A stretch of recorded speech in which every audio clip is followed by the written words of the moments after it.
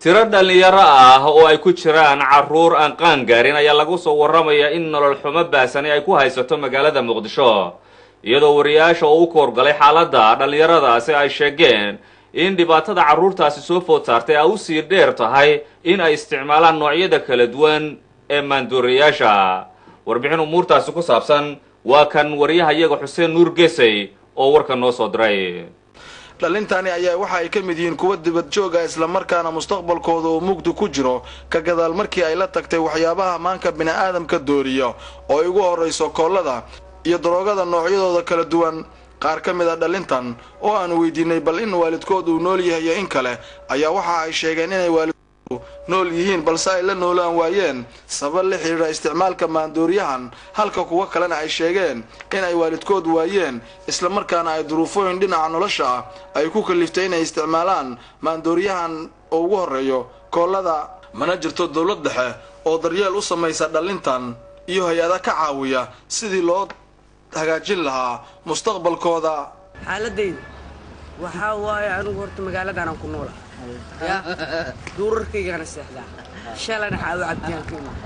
oo eedaday waxay igu soo burday aabahayl dhaladka soo korsata geedda baashaan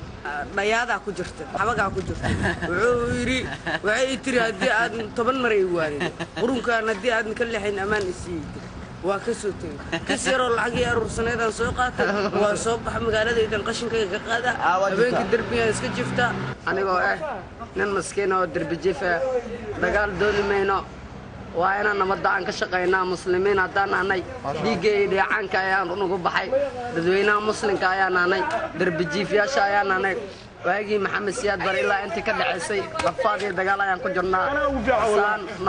nolol daranoo ma ahayn walaalayaal waxaan nirniin rajeeynaa inaan saan iska dhaafno.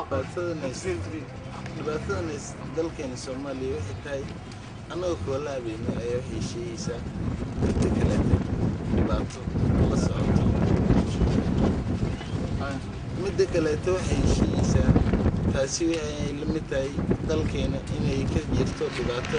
si aad iyo aad u fara badan. baashan waxaa ugu soo murug shaqo la'aan mahlaan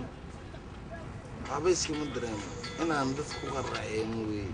dhalintan oo ah kuwa aad u fara badan ayaa waxaad ku arkaysaa dariiqyada kala duwan ee magaalada Muqdisho iyadoo hoyga ay ku nool yihiin oo haatan yahay mid aan qof bini'aadan ah ku noolaan karin. si kastoo ay haataba arrimahan ayaa waxa ay imaanayaan xilli Soomaaliya aanu ka jirin dawlad dhexe oo guud ahaan bahanabta ammaanka guud ee dalka iyadoo tanana loo aanaynayo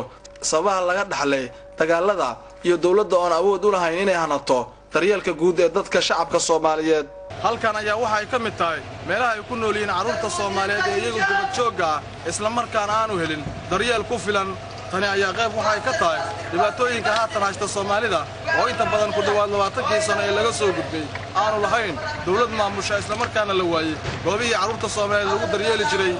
Xuseen Nuur Geesay, Telefishinka Universal, Muqdisho.